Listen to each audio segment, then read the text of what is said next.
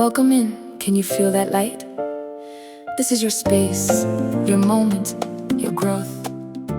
We rise in faith, we shine so bright. Oh, we grow together, we know. So come on in, let your heart be heard. Faith and purpose in every word. Faith, life, and growth. Let's talk. Hello, everyone, and welcome to MSK Real Talk, part of My Sister's Keeper. This is our very first episode. I am so excited. Woo! Jump for joy. But I'm not going to do that, though. I know, right? So this space is created for honest conversation, the kind that just don't rush healing, that don't rush answers, and don't pretend that faith is always easy. Today's topic is faith, life, and testimony, because isn't just what we believe in or how we live. Life isn't always neat or predictable. And testimony is often born in places we never expected to walk through. So I'm honored to be joined today by Dr. Valerie Mukanga. She's a doctor at Healing Wing Dental, which is located in Arlington, Texas. I was going to say Arlington, Virginia, but Arlington, Texas is a dentist. As I mentioned, she is my dentist. She's my sister. She's my friend. I always get on her nerves. She gets on my nerves, but that's what sisters do, right? They get on each other's nerves, but at the end of the day, they love each other. That's what matters. She brings experience and real life journey that just reflects what it looks like to walk with God through different seasons, both visible and quiet ones. And my hope is simple. This conversation reminds us that your story matters, that God is present even in the waiting, and that testimonies don't always have to be loud and powerful. So wherever you are, wherever you're listening, just take a deep breath, lean in, and you're not alone. I know, right? So Dr. Valerie, thank you so much for being here. I'm excited that you said yes. It's funny because I had this vision to start MSK Real Talk, and I was just, talking to her, and she just jumped in, and she calls me. She said, I want to call you, in a few, and we will talk about your project with my sister's keeper. I was like, okay. And then she was like, yeah, and she wanted to know more. And I told her, and so she thought it was like, okay, what do you need? Okay, you need people for what category? You need this. And I told her, it was yesterday that I told her about this today, wanting to film and wanting to do the first episode with her. And she just jumped in. She was like, how about tomorrow? Okay. It's like, you're the host, but the guest is the one telling you when you can do it. And you're like, oh, I can say no. Okay, sure, let's do it. But I'm glad that she did, because it pushed me to start. Sometimes you need that push. And I think God was working through her, because I was probably going to wait for it to be perfect before I start to have everything lined up. And sometimes you just go for it. When God gives you something, you just take it and you go for it. So thank you so much for the push. She always pushing me to do things even when I don't feel like it. And I'm like, who she thinks she is? But anyways, we do that to each other, which is fine. But before we dive in, let's define a few things. So what is faith? According to the Oxford Dictionary, faith is complete trust or confidence in something or someone. But the Bible takes it even deeper. Hebrew 1:1 tells us that now faith is confidence in what we hope for and assurance about what we do not see. Faith is trusting God, even when you don't have all the answer, even when He sends you to the unknown, even like just have the full picture of it. Just trust Him, just have faith. When we talk about faith, I wanted to share something. I love in the Bible, every time I think about faith, I see the woman with the issue of blood. But we'll get into that later on. But testimony. Testimony is a powerful tool that we have as believers. Scriptures tells us that in Revelation 12:11 that they overcame Him by the blood of the Lamb and by the word of their testimonies. Our story matters. What God has done in our lives carries power. and not just for us, but for those people who hear it. Now, life, what can we say about life? Life is what we do every day. Life is what God gives us. John 3:16, this used to be my son's favorite Bible verse when he was growing up, that reminds us that God loves the world so much that he gave his only son, that whosoever believe in him will not perish but have everlasting life. And so that we could have life, not just existence, but life that is full, life that is meaningful and abundant. And that's what today's conversation is all about: faith, life, and testimony. Let's talk. All Let's right. talk. So Dr. Valerie, Yes. as I call her, I am the only one that can call her Val, nobody else. She doesn't Oh, like it. please. And as I said, I'm her sis, that's my sis. So even though she doesn't like it, I still call her Val. I think she grew to expect it, accept it. She doesn't correct me anymore.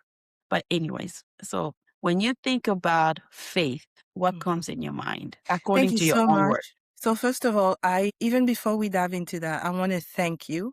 I really want to Mhm. thank you because you considered me to be your first guest, and I take it as a high honor for you Amen. to consider me to be your first guest for your new twist to MSK, or My Sister's Keeper. And to address when Miss Sheila, I call her Ma Sheila, which Ma in French could be mine, or it could also be like in the Congolese jargon, it's like more like mom. So like, Yeah. it's a kind of like term of endearment. So if you hear me call her Ma Sheila, don't, you got it. But I know she loves to say I get on her nerves and she gets on my nerves. But Yeah. this whole getting, looking at her making faces, but this whole getting on our nerves or each other's nerves is like in a positive way. Yes. Because, sometimes you need that person to tell you over here, why won't you do this? Or like, correct you. Or, there could be like a foresight that you're blind to, you have a blind spot and somebody can Yeah. see ahead of you because they know you, they know your core. And so, they can tell you, how about this? Or this is Yeah. not, and you end up being, and as a Christian, you have to be teachable. You have to be Yes. correctable, accept correction, because otherwise you're kind of like this wayward kid, and God will use the people Yes. around you who know you to correct you. So when we say that, it's like our relationship is more like of iron sharpening iron. So she's the iron that Yes. sharpens my iron, and I'm the iron that sharpens her iron. And the Very sharpening, sharp. that sharpening is not pleasant all the time. Yeah. It's for you to end up being more effective in Mhm. life, in handling and in dicing everything that the Lord puts in your life. So I wanted to kind of like say that. And again, thank you so much, okay, for You- inviting me. So now going to the question, what does faith means to me, correct? Yes.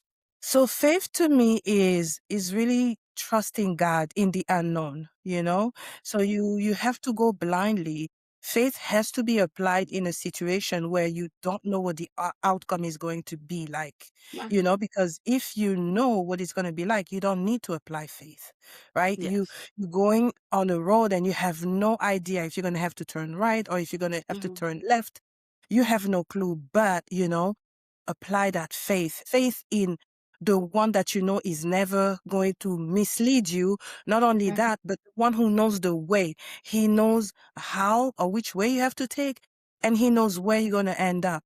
So if you Mm. really trust him, if you listen to him, if you let yourself be guided by him, by that faith, by that blind faith, you're going to end up exactly where he wants you to be. And it's kind of like a child, right? They get born and, they just go by what the parents say for the most part, or they know, well, they don't even have to think about, oh, I need to be fed and asking when they're really little, right? They just know Mhm. that they're going to be fed. So they cry, they get fed. And so, that parent is always there to provide for them. And such is our God. So we just have to put that trust, that blind trust. And Yes. yes, that's in a nutshell, but I mean, it's not always easy, but I'm sure that Mashila is going to go into that. We can dive into that more. Yes. Especially going to the unknown. That's never easy, but it's something that we have to trust God. I Uh-huh. love that. I love that. And when you hear testimony, what comes in mind? Testimony, it puts a smile Yeah. on my face. I'm Yeah. that one who loves listening to testimonies. Like, Yes. I'll go on YouTube and I'll be like, hey, I'm just going to go and listen to stories. And so with testimony, the reason why I like it is because I see that, sometimes we go through something difficult. And when you hear that somebody else went through something similar, or maybe something maybe different even, but how they overcame it. Because even if something is different, you can always see like lessons as far as like the big pictures and lesson of how they overcame something you can apply to your own life. That being Mhm. said, I love to listen to Christian testimonies and even biographies. In fact, like let's say like big CEOs and how their lives were and how they overcame. There's so many Mhm. lessons in that. So Yeah. testimonies really put like a big smile on my face. And in fact, the Lord was gracious enough to allow me to start a podcast called The Science of Gratitude, in which we collect testimonies for that very aim, that very goal, Mhm. to have people share their experience that someone else can take from and be encouraged by. And also, that's something that I forgot to mention is that Dr. Valerie does have a podcast. It's called The Science of Gratitude. I urge you to, the information will be on the description. You will see that, but it's very good podcast. Thank It's a you. very good podcast. I have been a guest on her podcast. She has been a guest on my sister's keeper. We share testimonies. There are a lot of testimonies. Sometimes we hear preaching, you be messaging each other. I can't speak to them, but messaging each other. And, we're watching the same thing or listening to the same preaching and people are giving testimonies. We're like texting each other. Wow. Wow. Yeah, right. My goodness. I tap into that. I Right. connect you into that. Like Because send of each the other emojis of like yes, or like exactly, somebody yeah. dancing. They're singing. So it's testimonies are very powerful tool that we have because like, I read earlier, or I said earlier, what the book of Revelation says that we overcame him by the blood of the Lamb. We Yes. overcame him by the blood, not by your blood, not by Mm, my blood, by the wow. blood of the Lamb, the blood that cries louder That's than the right. blood of Abel. I love that.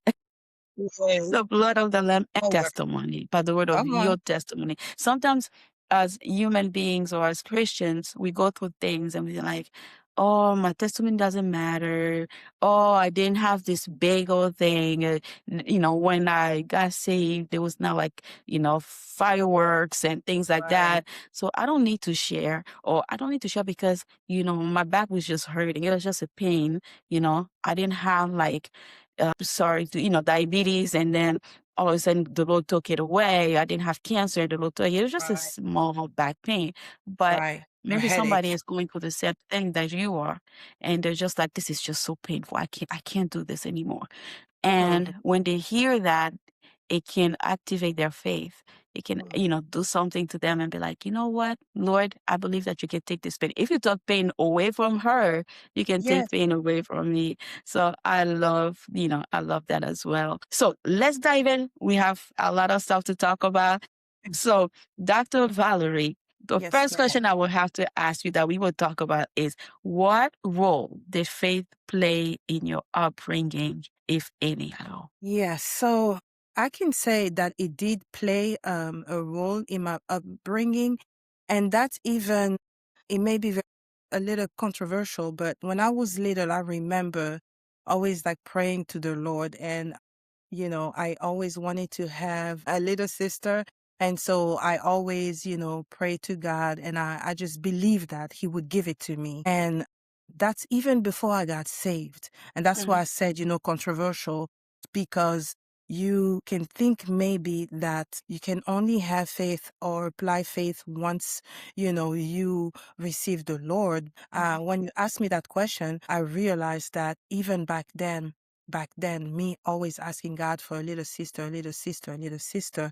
And I just knew that when I prayed, He would give it to me. So I think that, I was very biased in a sense, like I was very like religious, but I'm not talking about religious as as we take it Mhm. nowadays, in, just like somebody who's very stern and stiff, and but I'm talking about somebody that really loved the Lord, loved the things of the Lord. I just loved, to be in the choir and things like that. Mhm. But then when I received the Lord in 1991, that's when I also I started now learning more about faith according, to the Bible, and having to just depend on God and trust Him, in a more vivid way. I remember that one day when I got saved, I was going to another type of church.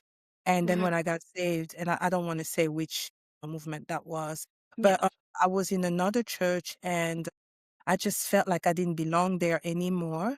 So Mhm. then I started asking the Lord to go to a church where my cousins, at whose house I actually got saved, they were going to this prayer group. And Mhm. but my father did not want me to go there because he was kind of like, they didn't really know what that Mhm. was, if it was a cult or what it was. And so it was like, nope, you're just going to stay, where you are. So one day he actually took a trip, and I actually went to that prayer group. And when he came back, Mhm. I boldly asked him if I could go to the prayer group. And he was like, no. And then he was like, when I traveled, did you actually go somewhere? And I said, yes. And so I was punished from them, Of course, you're from an African home. oh yeah, because I snuck out, and I knew that I wasn't supposed to, but I did. So I disobeyed, and rightfully I got punished, and Yeah. severely punished. But it came a time, Mashila, where I was just like, okay, God, I'm going to pray to you. I can't remember when it was, but I do recall saying, God, I gave God an ultimatum over, Mhm. even though like over the years, I came to learn that I don't want to give God ultimatums anymore. I want to be on his path, like on his Mhm. timing. But sometimes too, like God will prompt you to do that. But yeah, Yeah. so I gave God an ultimatum. And I said, God, by April, I would like to go to a church that is, spirit filled. And so I prayed and prayed and prayed. And lo and behold, like when April came around, I went to my dad and I said, Papa, can I go to the church? And then he said, do what you want. And I took it as a yes. I took it as a yes, because usually when my father would say, do as you want, it means don't do it. Mhm. But because he said, do as you want, I ended up taking it as my open door. And then I Mhm. was never forbidden to go from church to church from that time until today. So Mhm. that's one vivid way of me applying faith, when I first got saved. Yes. Mhm. So it Wow. was part of Yeah. my life. Because I got saved in 1991. When I got saved, I was 14 or so. So Mhm. I was teenager. So I Mhm. would say it was part of my upbringing. I would say yes. Yeah, I love how you say because there's sometimes that we believe we speak of faith, or Yes. I should say the word faith. I said like this because a lot of people think that it belongs to a certain group, like Christians. Mhm. When you are a non-Christian and you can't speak of faith, it's not faith, it's something else.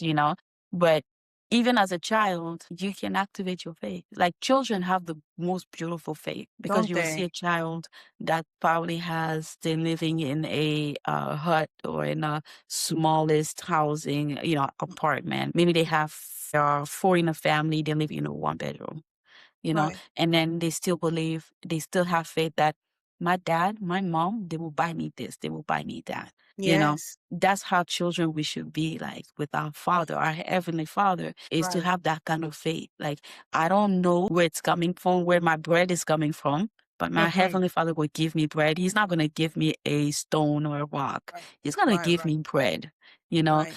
Um, that's the type of faith that we should always, have. I love how I know I know the answer to this question, but for our viewers who don't know you, did you ever have had that sister that you had faith in?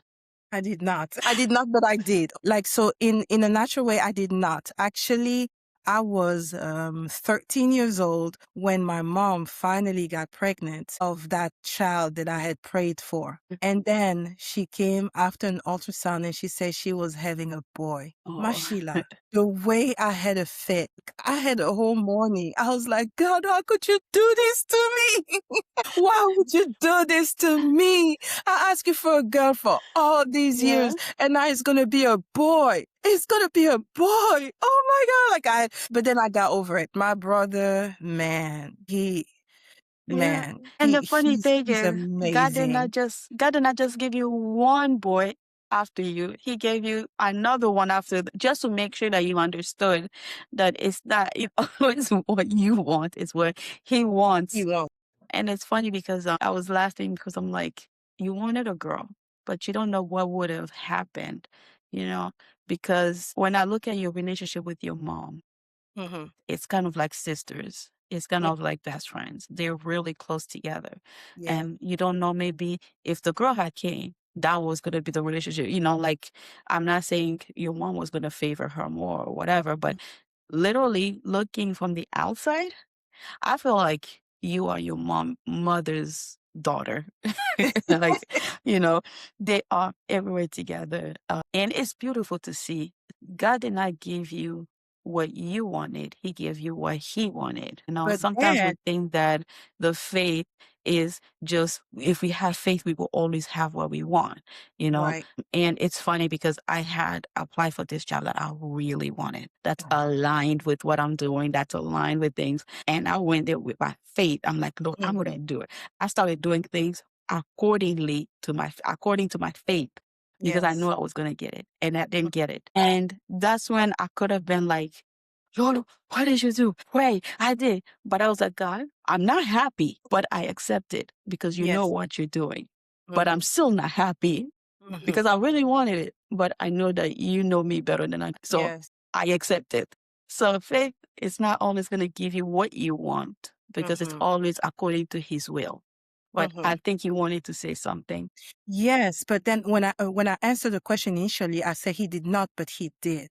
Mhm. So he did not. I already have, when I was making that prayer, my brother Eve was already born, because by the time he was born, I wasn't making any prayer. I wasn't even aware of anything. So Mhm. my brother, between my youngest brother, the one that I was praying for, there's a Mhm. difference of almost 13 years. Mhm. And so he was the one I was praying for Oh, in a for him. female sense. Yeah. Praying for Okay. Mike. But Yeah. yes, I was praying for Mike, but at the same time, I have so many sisters because what? Yeah. I am in the family of God, right? Mhm. So I'm blessed with so many sisters, and Miss Sheila is one of them. Like, the way I view them is like that sister sassy. It's like they're really sisters, and I have quite a Yes. few of those, where it's like, Mhm. that's my friend, but that's like my sister. And even when I talk about, even in the office, when Sheila is coming over, I'm like, oh yeah, my sister is coming in. And, it's like, oh, Yeah. okay, okay. I have to at some Yes. point define, but they just know, oh, this is her sister. So, Yeah. when Sheila comes in, she's ushered to my office in the back and everything. And I have quite a few sisters that, we're very, very tight, very close. So God knows what he's doing. He Yeah. absolutely knows what he's doing. Yeah. Yes. And talking about the back, I have access that other people don't have access to, the fact where I remember going to your office with my mom, and it's funny enough because they let my mom stay in the area where everybody stays, but The because receipt, I'm the yeah. sister, I was able to go to the employee lounge, the break room. So even though she was not in her office, she was tending to the patients. I was in her office. I will walk around, and when I get there, I'm telling you, I get the treatment, the sister treatment. So she didn't get the prayer that she wanted at that time, but Mm, God gave her sisters when she was older to understand and to yes. take care of that. Yeah. What God gave her to better take care of it. That's another reason why I say God will not give you always what you ask for when you ask for it.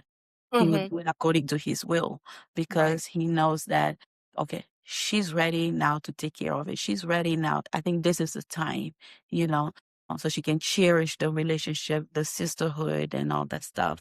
So I, Mm-hmm. I love that. I love that. And this is so befitting because we're talking about my sister's keeper. So Yeah. when we're talking about my sister's keeper, it's not just your sister who, that you're blood related, Exactly. you have so many sisters and it's Yeah. sisters for Yeah. real because we share the same blood, that blood Yeah. of Jesus that we Yeah. end up overcoming the I enemy love of. it. So excuse me. So, Yeah.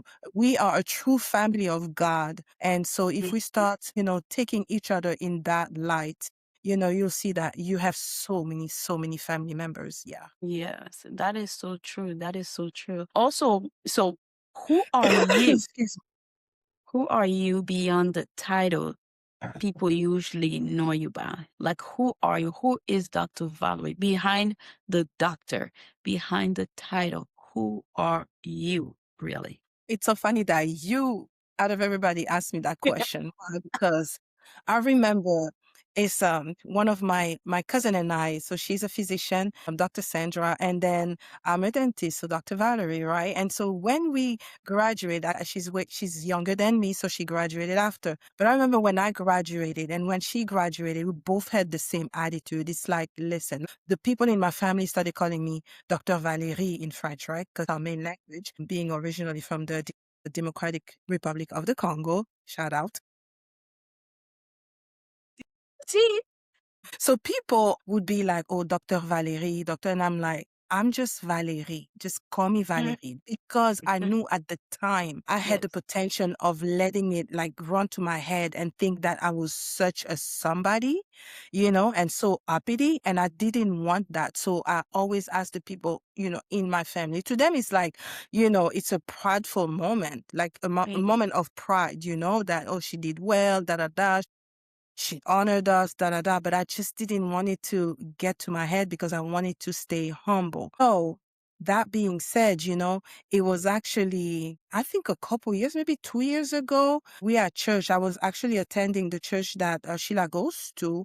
She was like, I feel in my heart that you need to start, presenting yourself as Dr. Valerie. And I was like, she's like, no, you need to always present yourself as Dr. Valerie. And then I was like, so it's only nowadays, I actually took that advice. And, anytime you meet me and Like you some said, years. Fake. what is your name? And I'll be like, I'm Dr. Valerie. But if it's in the family setting, then I'm like, I'm Valerie, right? Yeah. Yes. And definitely if I'm in the office, it's actually Dr. Valerie because, that's the setting.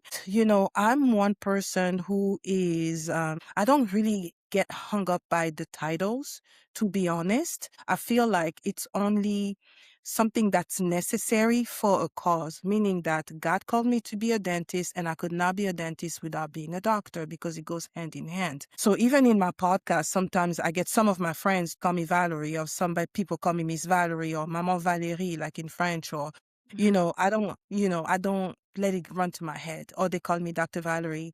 It's me at the end of the day, right? So who am I? I think I'm a pretty simple person. I'm simple and complex at the same time, but in general, I love people and, I don't like to see people suffer.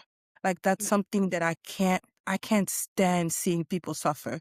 If I see someone suffer and I'm able to do something about it, I'll do my best to do something about it.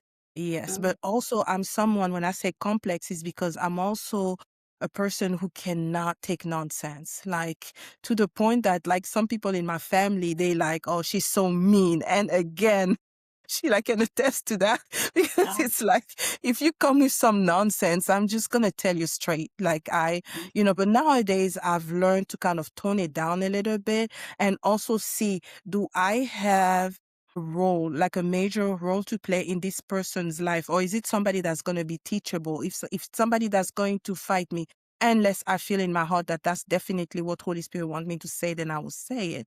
Other than that, nowadays I kind of like look and kind of like look and weigh out the relationship that we have before I start Mhm. stepping in and telling you.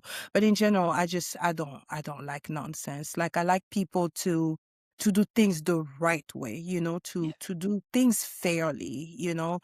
I don't really play favorites per se, so to me, if you're in the right, you're in the right. If you're in the wrong, you're in the wrong. If you're able, you're able. If you're not able, you're not able. To the point that I'm like, okay, say for example, I have to hire a family member and at the office they misbehave. then there'll be punishment. You know, there should be repercussion, not just because you're my brother or my sister, I should let it slide.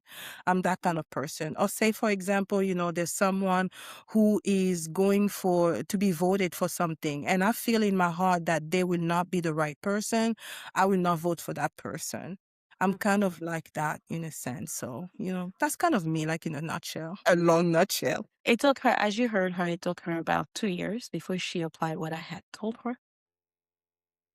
No, it did not. It was about 2 years ago. It was about 2 years ago. No, I'm just kidding.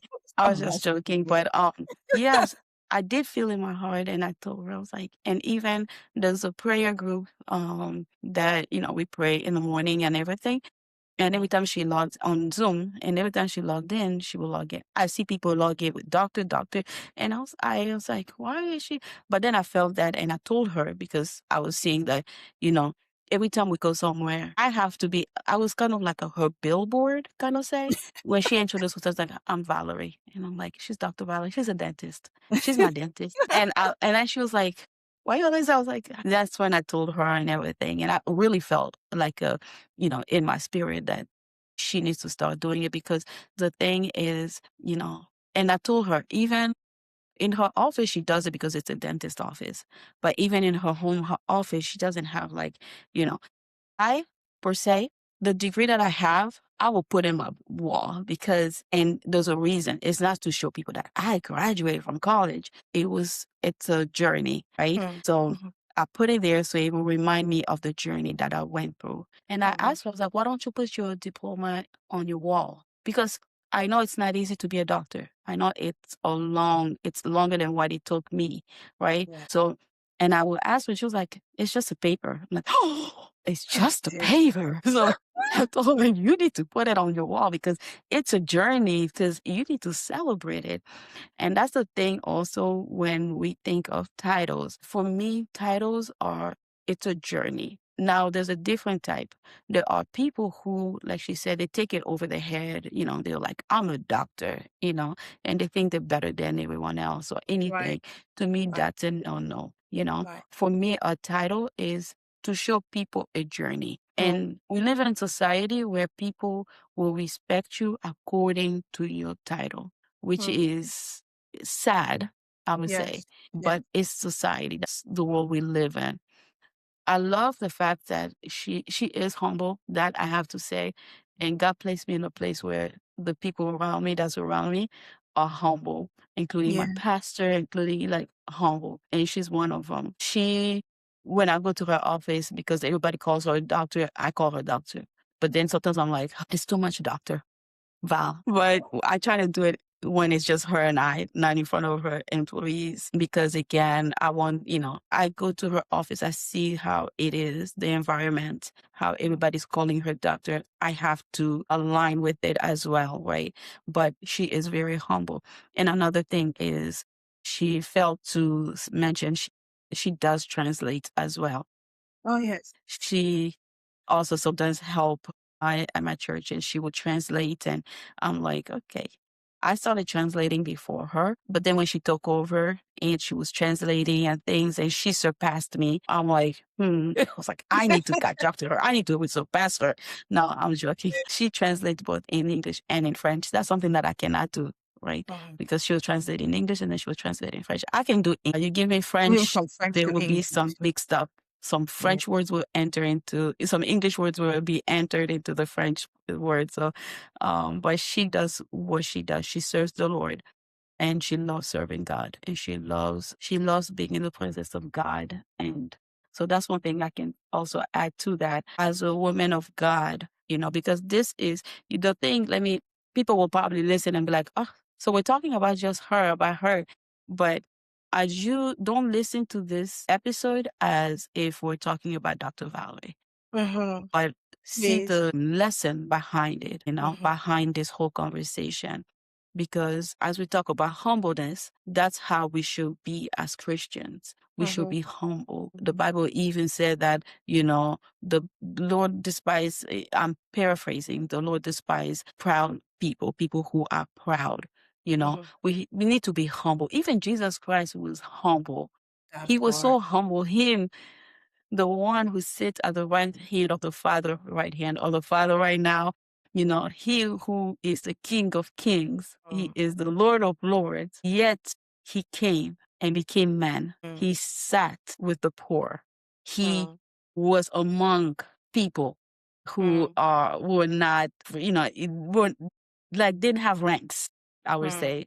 If he can be that humble, what about us, right? Yes. So he didn't say, I'm the King of Kings. I need a crown. I need to sit on the throne, right? He came and he was among everyone. And he was so humble. He is a great example of how Christians should be. Yes. And I You love see the also that, humbleness when he goes and he talks about, I need to wash your feet. And Peter is like, oh, yes, that's the Peter is part. like, you saying Yes. what? Absolutely not. You ain't fed to clean my feet. And You then when know, he said, no, it must be done, he's like, then wash my whole body. So yeah, he I was know. super humble. Wash my hands, wash my Yes, I know, buddy. Yes. Like So those feet will humbleness is, suffice. You're good. yes. I'll stick to your knees, to your feet. I'm sorry. Yeah, I'll stick to your feet. But yeah, it's the humbleness. As Christians, we shouldn't look at everyone else as if, funny enough, we're talking about humbleness. When I remember I used to go to a church that you know about in Charlotte, North Carolina, that at one point the church started doing dinner with the service with the homeless, right? And at the end of the service, they would feed them. It was a great gesture, but my heart was tightened. My heart was broken. I was always every week saying, we need to change that title. They already know they're homeless, but that doesn't describe who they are. Why are we Right. saying we're having service with the homeless? Let's call it something else. And they were saying in front of them. And then some of these homeless people, when they will come, and what we did is, in order for them not to just be by themselves, they will Yes. urge other church members to come and join. Yeah. But when they come, they don't have a home. So some of them don't have a place to shower. So when they Yeah. will come, they will smell, and people like, and they will feel a certain way. Not all church members did that. Some brought clothes and gave them clean clothes, but some would just, and if they said, for example, they were trying to find a job for them. If they have a job interview, they will give them clothes and they will give them a place to shower. But Yes. it was the fact that they look down on them because they don't Wow. don't have this. And we call ourselves Christians. It really broke me because I'm like, first of all, you don't need to remind them all the time. It's kind of like Right. someone who has cancer. You're not going to Yeah. say, oh, sister with cancer, come here. That right. So why do we do that to them, right? And so being humble is saying, even though I may have more than this person, first of all, why not share it? But so let's say you don't want to share, but you don't look down on them because you are up here, you have money and they don't have money, and you feel like you're up here and they are down here. You need to be able to calm down. Even when you see adults talking to their to children, they always say, get down to their level, right? Not because you're getting down to their level, that means that you become a child. No, you get down to their level so that they will understand you better. If you are a Christian and you're talking to someone who is non-Christian, don't keep on acting as if you're better than them. Get to their level. Talk to them Correct. in their level so they will Yes. understand the God that you serve.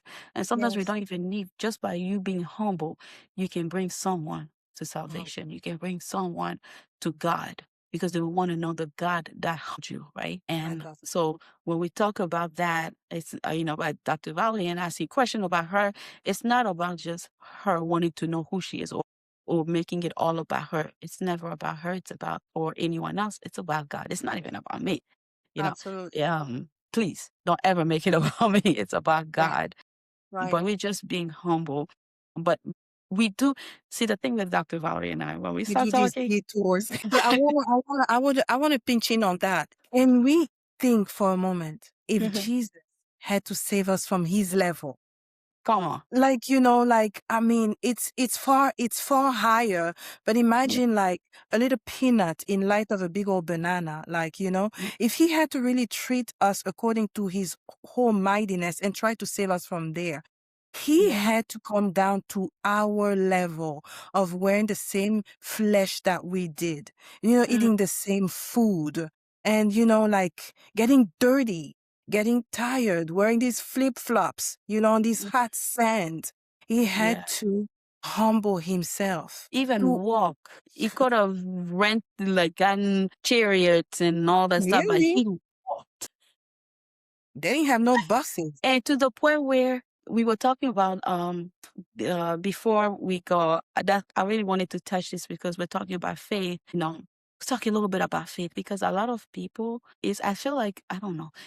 This will go on blooper anyway. So the fact when we talk about faith, faith is for me it's the big part of Christianity, big Yes, part yes, of who we are, yes. big part of not just Christianity, it's just the big part of who we are. That's the story. There's a lot of people who, you know, when we read the Bible, who had faith.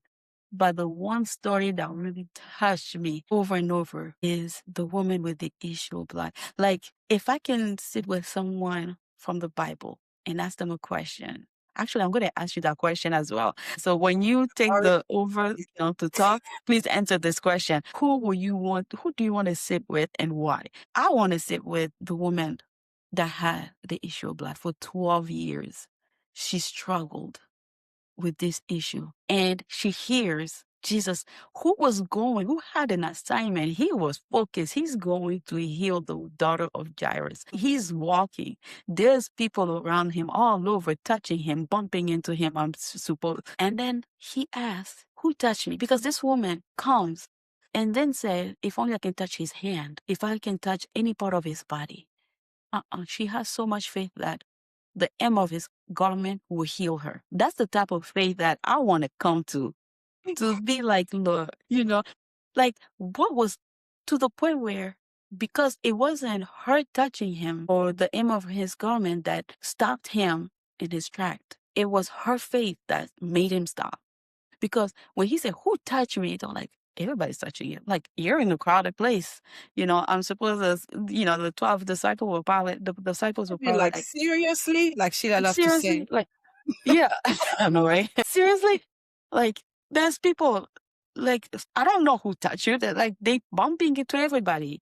And he said, no, he felt the touch, the Yeah. faith that touched him. Made How many virtue of come us, out of him. I'm sorry? The faith that she touched him with made virtue come But out you, of yeah. girl. It's kind of like when there's something that's why I said it's part of us because when you have faith, you can make things, like that was not as if they were. You Yeah. can create things. I'll let you talk because I'm like, I'm telling you, it's so like that story. Every time I hear it, gives me goosebumps in the way that I'm like, it's just so powerful to me.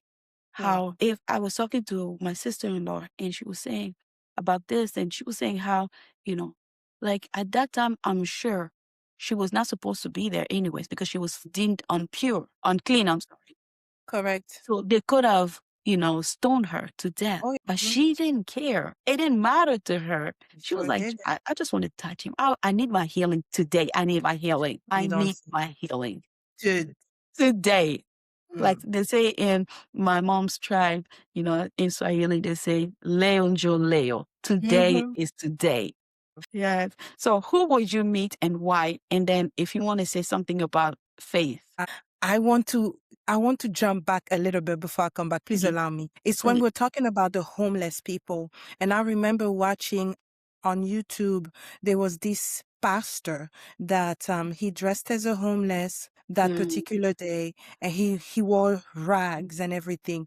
He sat outside of his church and he looked at his church members looking at him sideways and going in the church, looking at him sideways and getting in. I don't remember exactly if maybe a few stopped or what or gave a little piece of something, but the vast majority of his church members did not look at the man, or they looked at Including him. some of his people that served with him as well, if I Yeah, listen ye- correctly. Yeah. right. Okay, so you did watch it too. Yeah. And then after that, when it's service time, the pastor comes in from the back with the same garments. And he goes all the way to the pulpit to start preaching. Such a humbling experience. And a lot of people, right, did repent because he said, that was a sermon. Yes. And so Yes. that's the thing.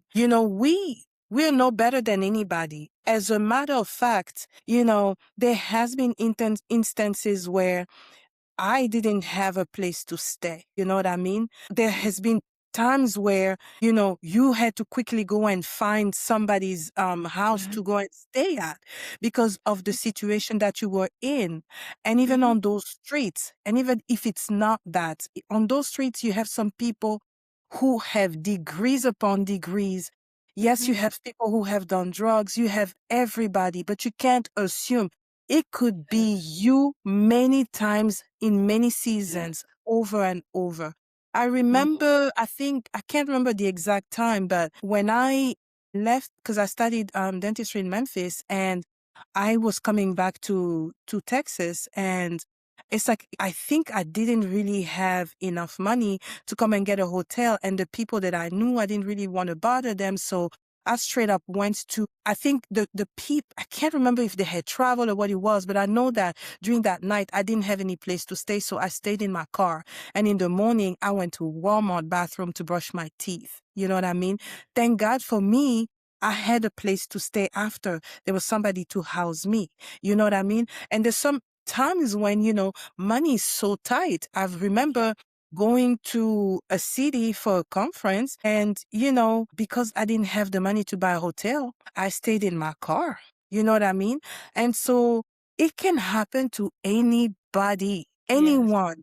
And I love that Mary Mary song. It could have been me, outdoors with no food, Yeah. it's just can happen just like that. So we can't look at somebody on the street and be like, they must have done something wrong. You Mhm. don't know. And even if they did something wrong, then what? Mercy, and love. You know what I mean? And so anyway, going back, I wanted to say that.